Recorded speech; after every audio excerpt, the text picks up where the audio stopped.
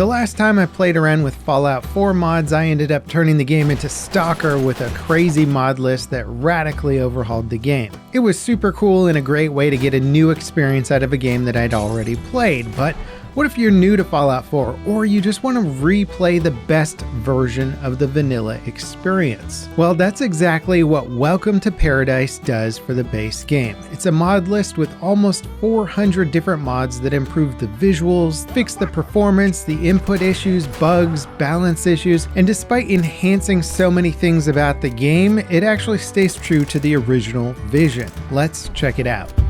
Welcome to Paradise is about as close to vanilla Fallout 4 as it gets, while still offering the most up-to-date experience. Its author handpicked dozens of texture updates and tweaks to ensure a consistent and high-quality look for the entire game. And their choices of lighting mods, the color changes, the UI tweaks also feel right in line. Lots of mod lists and major overhaul mods go overboard with these changes and often turn the look of the game into something completely different. But with this, you can tell the mod list author really took their time to craft something that represented Fallout while still offering a slightly more worn down and gloomy atmosphere, which is pretty fun. The base game has this weird sense of bright optimism that's sort of baked into the look and feel. And while the game is still certainly post-apocalyptic in tone, it's almost cheery looking at times with bright lighting and splashy, vibrant covers that just seem to have like a paint coat of grime on top of them to remind you like, hey, this is the apocalypse despite this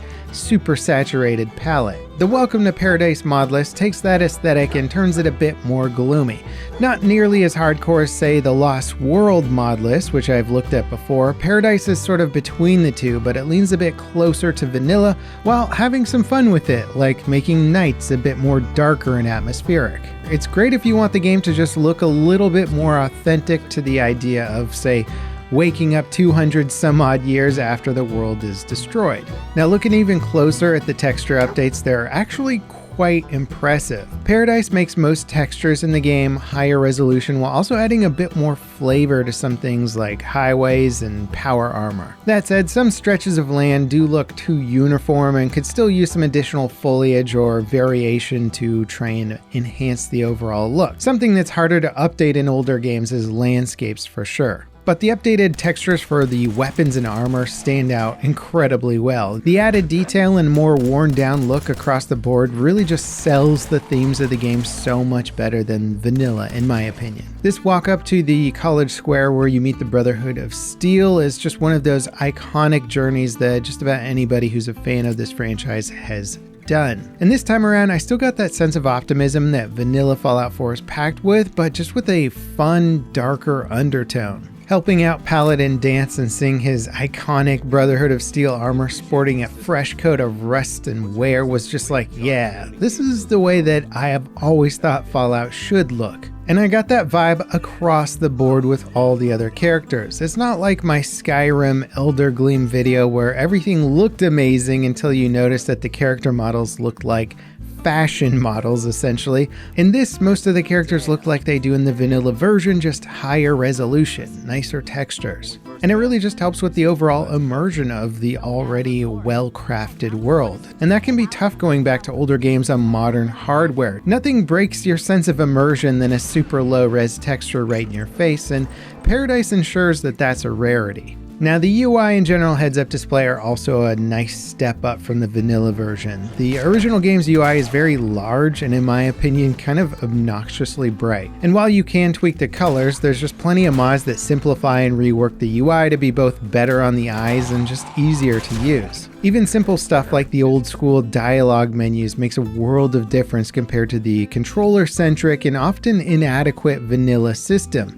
Actually being able to see what my character will say before I pick an option is a huge deal. I always struggled to connect with the RPG aspects of Fallout 4 because it reduced the complex dialogue options down to a handful of short prompts, and knowing what my character is going to say now when I pick a choice makes that feel just so much more distinct. And it's really cool to see modders fix little pet peeve areas of the game that I've always had issue with. Now it's not an issue. Now another really cool quality of life update is that I now have the ability to go right from creating my character to actually starting the game, courtesy of the Start Me Up mod. Fallout 4's opening sequence is essential if you've never played it before to understand what's going on when you finally venture into the wasteland, but it's also 99% set up for stuff that you're going to find out anyway. This mod gives you the option to skip the game's opening sequence and start right when you wake up from cryostasis. It's a nice way to just get right into the gameplay, especially if you're returning to the game, and it doesn't make it a mandatory skip for new players. Now when it comes to the gameplay, it's not technically a one-for-one with the original version.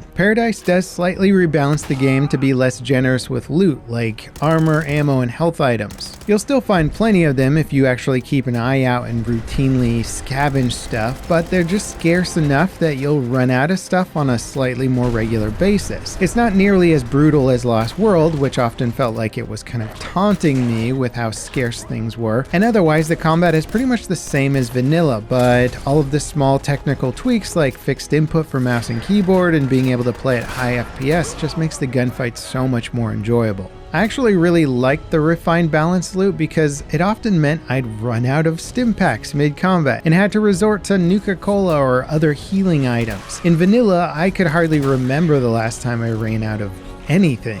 I also got taken out multiple times while trying to capture footage for this video, so it's not like Fallout 4 is a cakewalk or anything like that. But it's nice that this mod list doesn't turn the game into an overly brutal survival sim, but really just kind of updates the balance to something that feels a little more appropriate.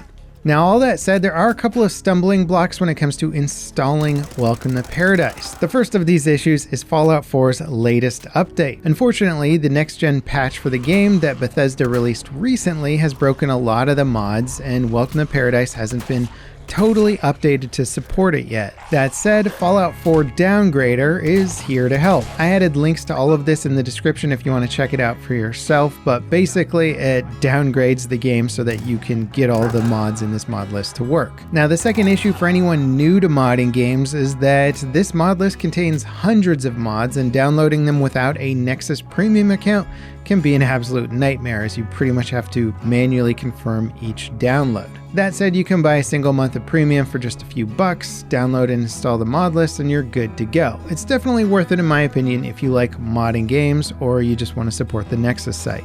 So after doing a bunch of research and testing, I think Welcome to Paradise is one of the best starting points for playing Fallout 4 on PC. This is a Bethesda game, so everyone will always have a different opinion about whether it's better to play a modded versus vanilla experience, but for me, little things like the FPS being limited and lower resolution textures, they just kind of hurt the experience when you're playing it so many years later. Knowing that my PC can render out the game at 4K high frame rate and then being limited by the vanilla experience is just crazy frustrating. Having mods that fix those issues while also updating and tweaking so many other little quality of life issues with the game is absolutely fantastic, and in my opinion, it just is the best way to play it. I hope you guys have been enjoying some of these deep dives into the modding world. I'd be curious to know if there's any mods that you're curious about or want me to showcase next. Let me know in the comments. And if you enjoyed this video, leave me a like, subscribe for more content like it, ding that notification bell to beat the YouTube algorithm with me.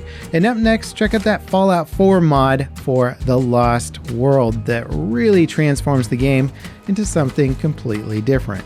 As always, guys, thank you so much for watching, and I'll see you next time. This is Level Cap signing off.